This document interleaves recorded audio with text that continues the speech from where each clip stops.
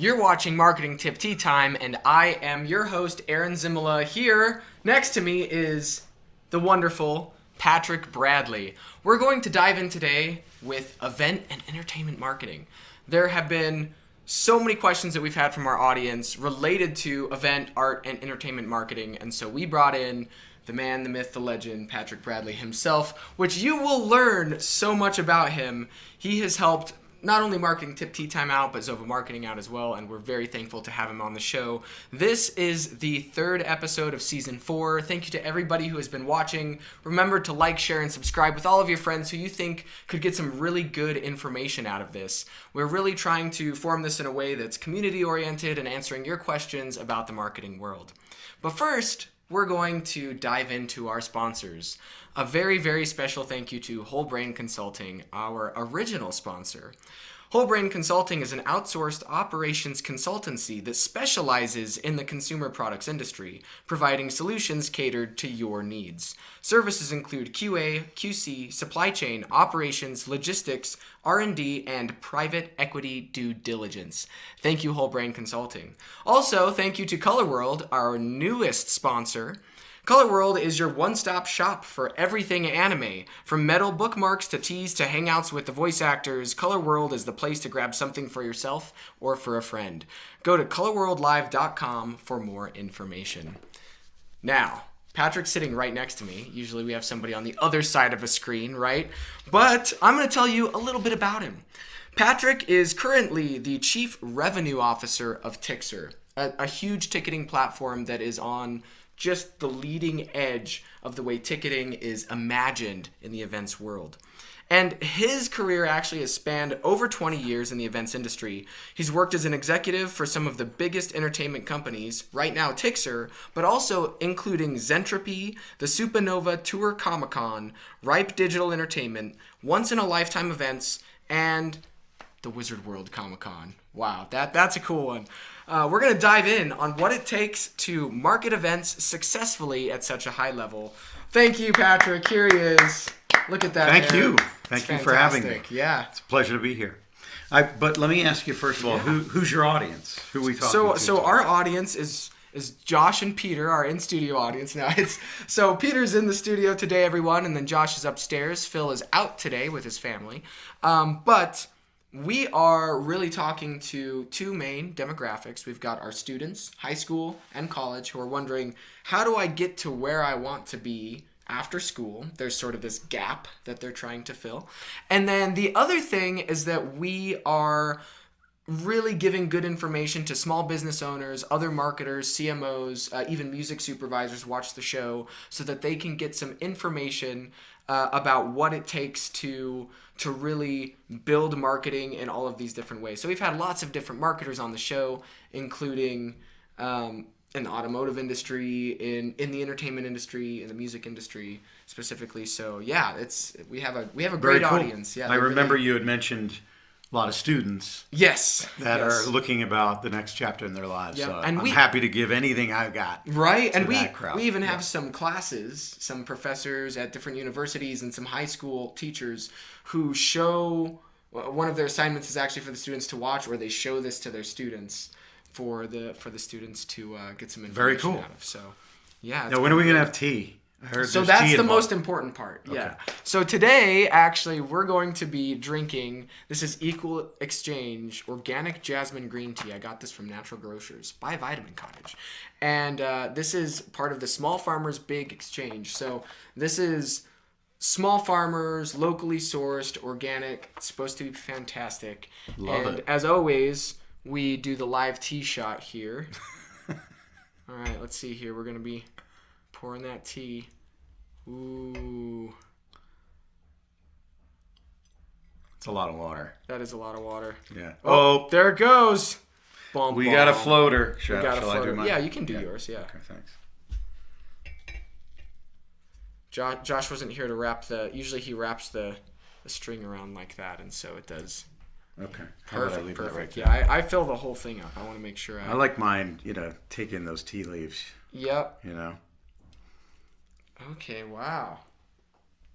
Let's see. It's a jasmine green, and the jasmine smells very jasmine-y. Very jasmine-y.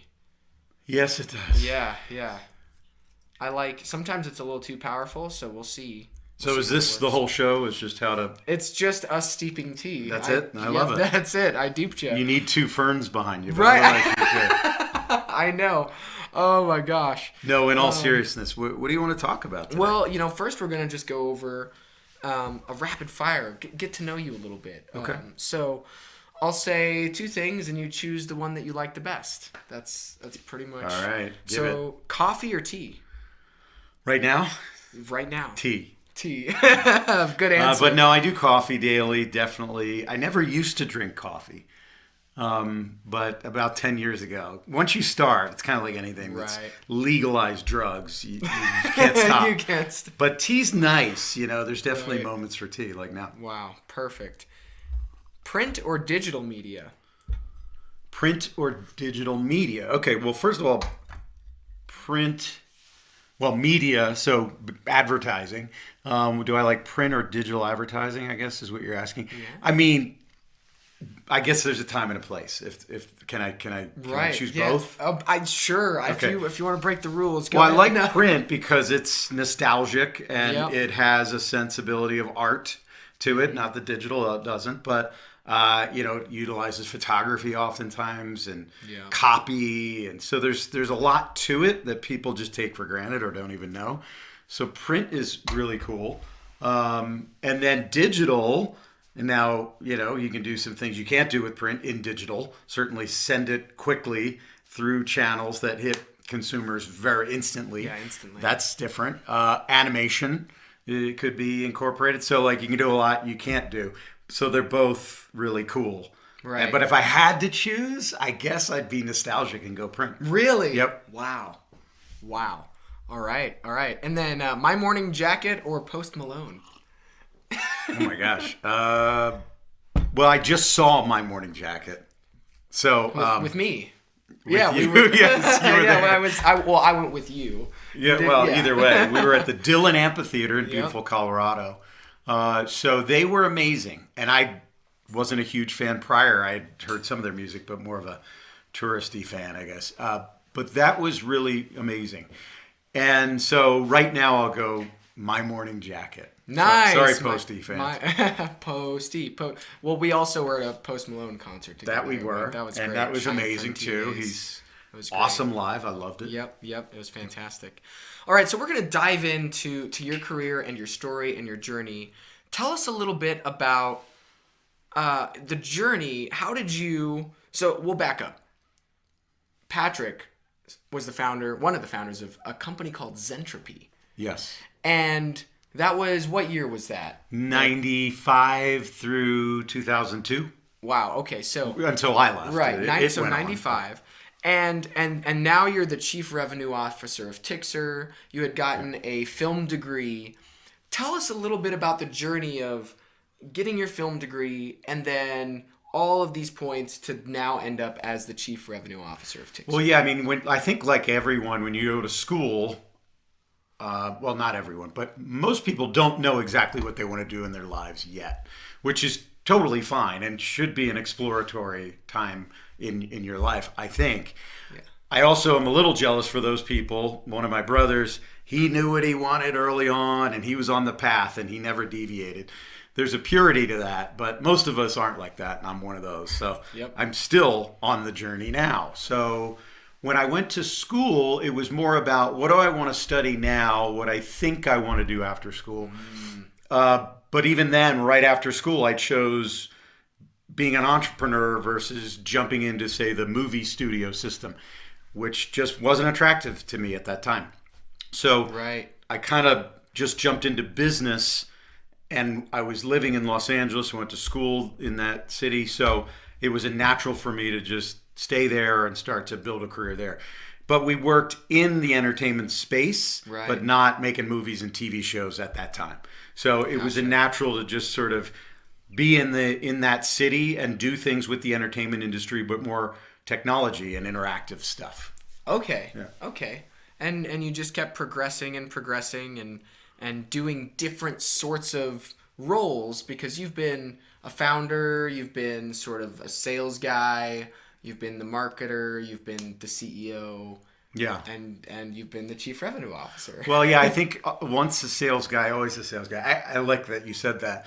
I think inevitably every CEO or president or salesperson is a salesperson for life. Right.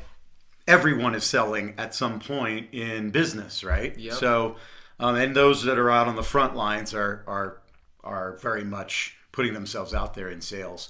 So yeah, I've always been whether a co-founder, a president, or whatever, just a selling individual at the company. So, my career has been around technology and kind of being on the forefront of new things happening in entertainment and technology, and always about defining a product that's hopefully innovative and taking it to market and selling it with a team of people, and usually technologists on the team that help develop that product.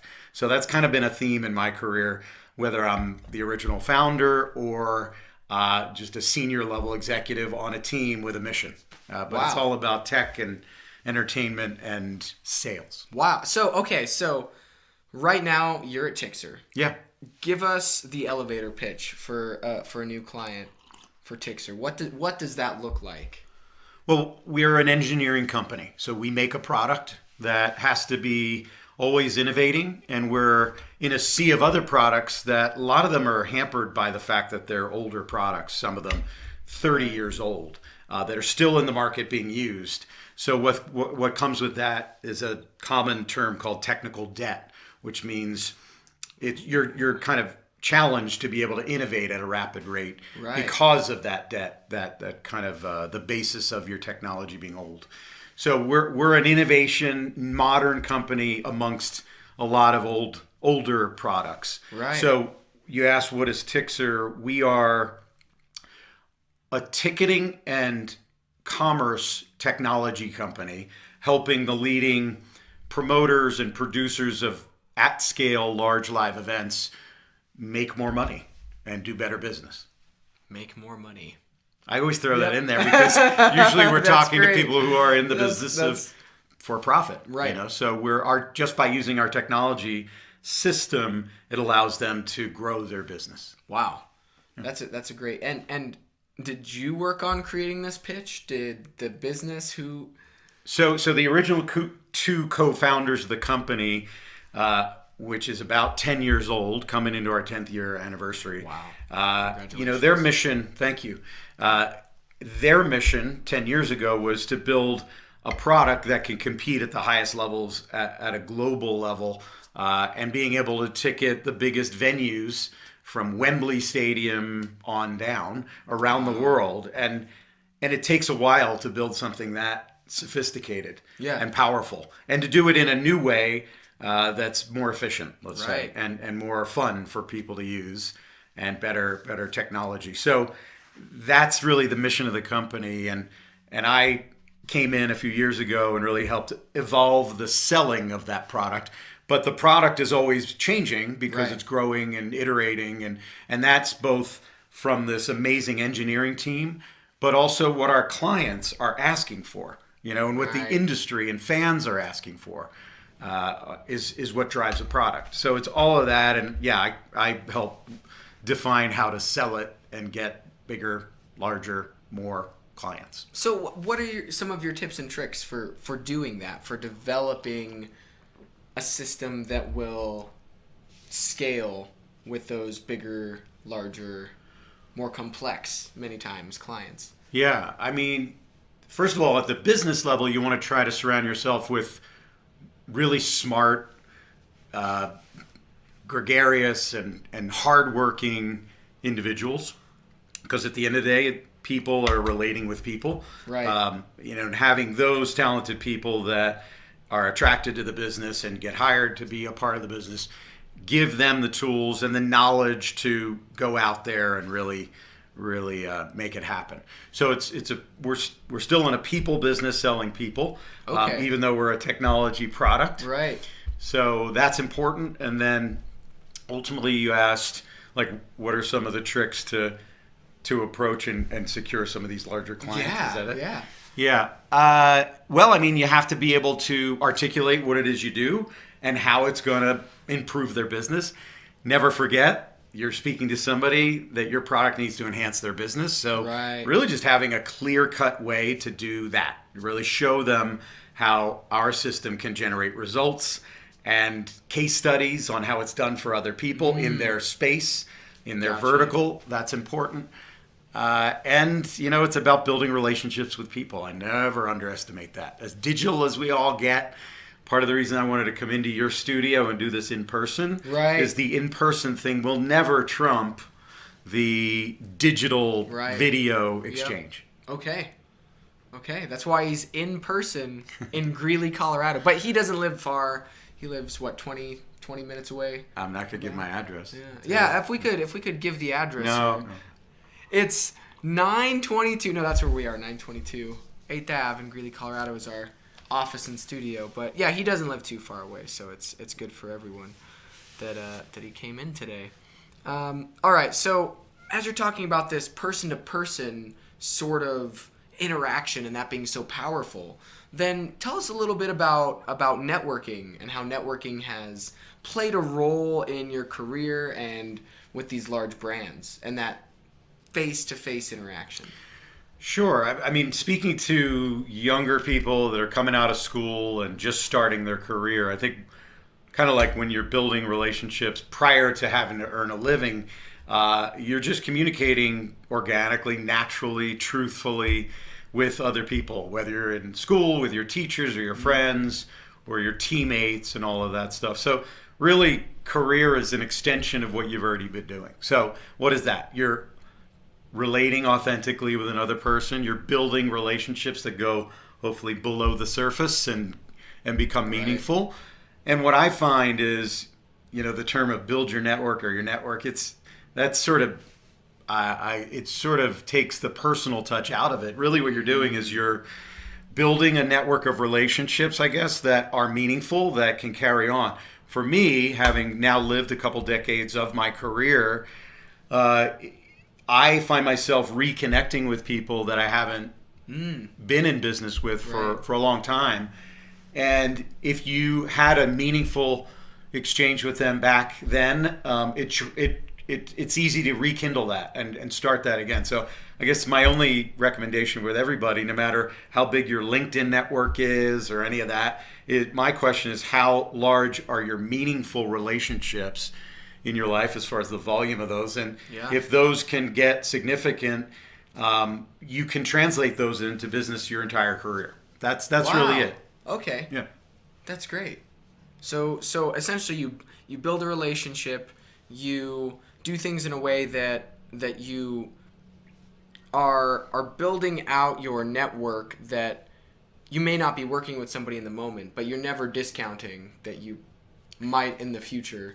Yeah. And you're building real relationships, like you're actually trying to connect, build that. And so what's the line between being too salesy and businessy and not salesy or businessy enough? Like there's sort of like you get friend zoned in the business world. How do you walk that line? It's a great question. Maybe that certainly can be taught, but it also has to be natural. I think just be listening and reacting to people. Like don't just talk one directional at them. That can certainly feel salesy.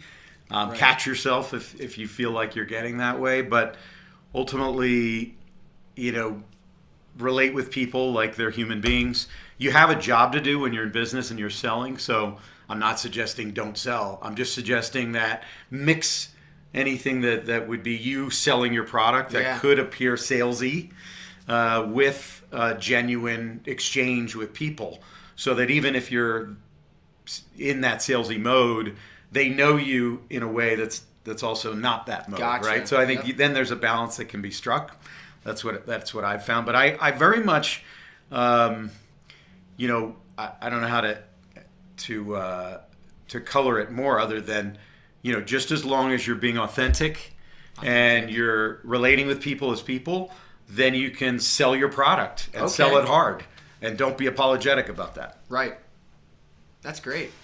That's some great advice. Be authentic. That has been, honestly, that's been one of the biggest takeaways that we've had on the show to date, is just being authentic, being a real person, not trying to be too salesy, but striking that balance. So that's some great advice. We call it spilling the tea here on Marketing Tea Time. Yeah. Spilling the tea. So spilling the tea. He spilled the tea on networking, so write that down if you're in one of the classes. My next question here is, you've been involved with these huge brands, and we've talked about how you've networked and how you've gotten to where you are through the work that you've done. To any promoters or marketers or venues who are thinking to themselves, all right, we have these shows going on, we have to sell tickets, we've got to get people together. What is some of the advice that you have for people putting on these shows to market a show successfully? Sure. What I've seen is a lot of promoters will put a lot of time and energy into their product, which they should. Right. Who is the talent that will be appearing if it's a talent-driven event? Or what is the experience of the event that's drawing people in? Right. When they get there, what's that experience going to look like? And you need to have all of that in a really good place, of course. But what I found is promoters who are really producers of events don't always cross over into thinking about how do I make this event attractive to the people that aren't able to walk in the room or haven't been there before, and how do I get creative with putting a message out there that lures them in. I like fishing, so I think of it in terms of a lure or a bait, or what is that thing that's going to be attractive to somebody to click or look up or react to something someone sends them, whatever, and then what's that advertising message to those people. I mean, also now with you have a device in the phone in the pocket of every one of your potential buyers, ticket buyers, customers, event goers, right? How are you using those devices in a smart way to lure people in? Right. Yeah. And the old school way of advertising, there's all kinds of great theory behind advertising. 3 impressions before you really sink the hook, or there's no better marketing than word of mouth, right? Even in digital, people are trying to create word of mouth marketing, right? Buzz. So buzz is like the new word of mouth. Yeah. Exactly. So one thing that we have in our technology product at Tixr is in empowering the ticket buying audience to share that they're going to this event that they just bought tickets to, right? Yeah. It seems really simple in concept, which technically it is. It's sophisticated to do it well, but you incentivize your audience to share that they're coming, right? Yep. KISS, right? Keep it simple, stupid. There you go. Yeah. That's the...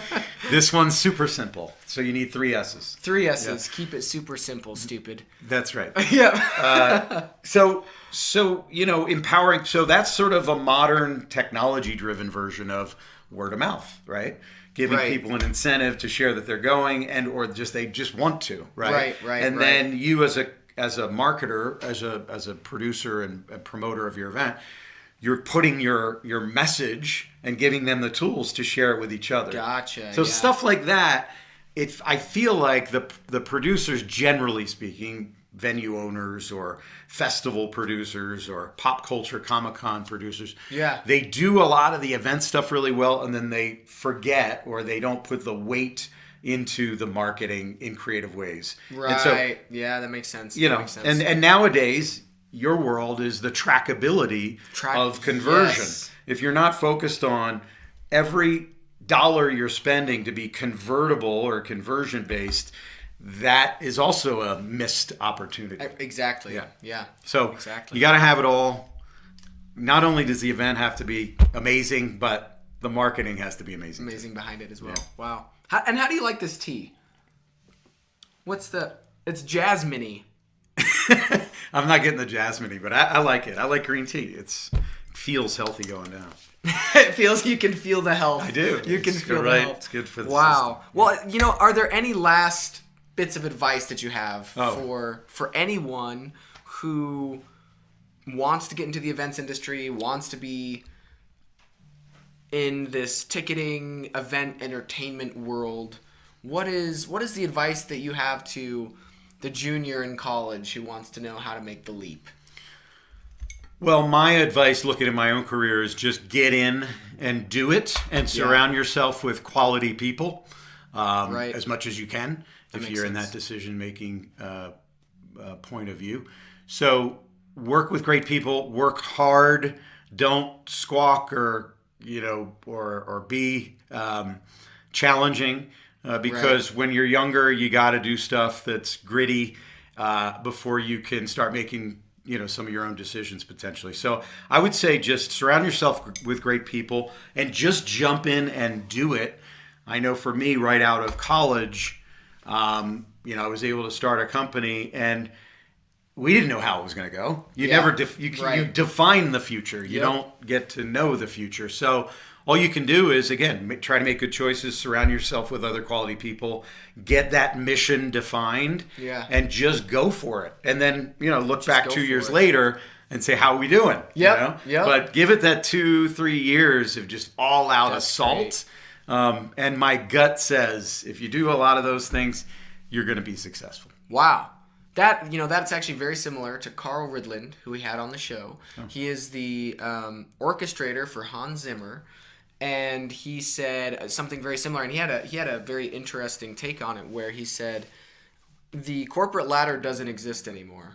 There used to be a way you could climb up, but now you do more horizontal jumps. And if you want to get noticed, just do the thing you want to do, and that's how and go for it. Like you said, just go for it, and that's how you'll end up in that position. I think it's so smart. I mean, the corporate ladder, first of all, it does exist, but it's not very attractive to many people. Right. When you see others in your peers that are just doing what they want to do and come up with a great idea and surround themselves with great people and they get quickly successful. Right. That's attractive to 90% of the people coming out of high school or college. Right. So they say, I can do that, right? And now in the world of social and video social, people are watching their TikTok peers influencers and going, I want to do that, right? Yep. So there's a more accessibility in the minds of younger people. So the corporate ladder is anything but attractive, right? To stay on that same path and that same company year over year.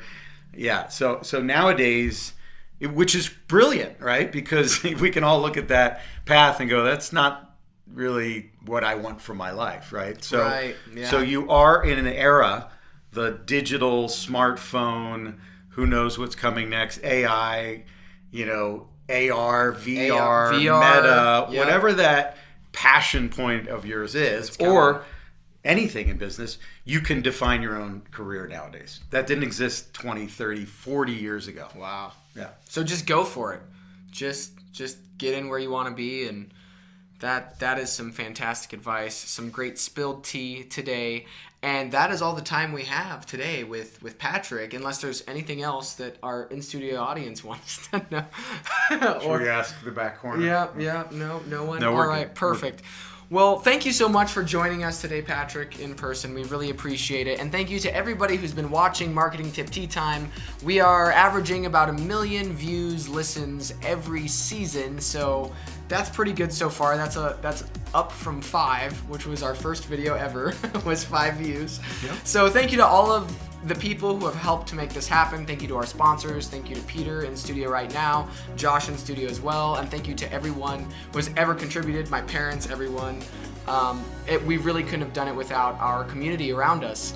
And also, please go like and subscribe and share this with a friend who you think could take some of this advice. And until next time, which we're having Kolya Dams, the CEO and owner of Vakdams Worldwide. He's in Germany. He's going to be on the show in 2 weeks. And wow, amazing guys. So I'm really excited. And until next time, everyone, na zdraví. Cheers. Cheers.